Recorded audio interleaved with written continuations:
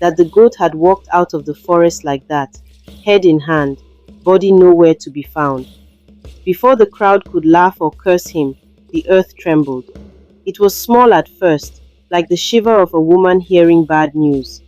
Then, from the sacred ground near Iduble, the red began to ooze. Slow, thick, warm blood, pushing through the sand, making the air smell like war. Children screamed. Some men ran. But Omodion, the chief priest, just lifted his staff and shouted, "It has begun. The pact is broken." See, 30 years ago, when famine nearly killed the whole of Uromi, the elders made a deal. They went deep into the forbidden forest, to the mound where the old god Ikio sleeps.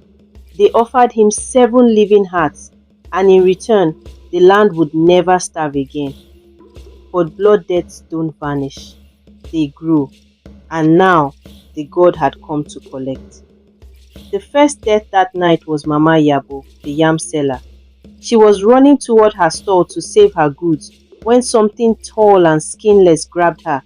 No eyes, no lips, just wet red muscle glistening under the moonlight.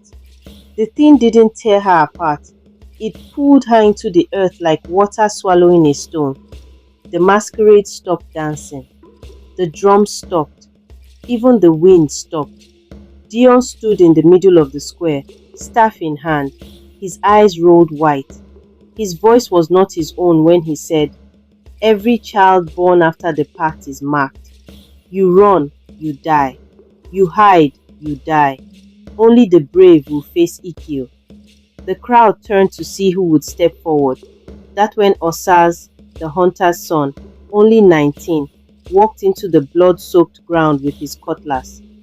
People shouted for him to come back, but he kept walking, every step sinking deeper until he disappeared. They say what happened in the forest that night has never been told fully. Some swear they heard Ikio speak, voice like grinding stone, telling Osaze he could take his own life and end the curse, or take another's and double it. Others say the forest swallowed him whole and spat him out with black eyes and a mouth full of teeth that weren't his. By morning the blood was gone, the sun was bright, but Osaze, he was sitting in the square, smiling with a cutlass across his knees. And since that day, once every harvest, someone in Uromi vanishes without a sound. The earth doesn't shake anymore. It just opens quietly and drinks. Hope you enjoyed the story. And don't forget to share and subscribe. Thanks.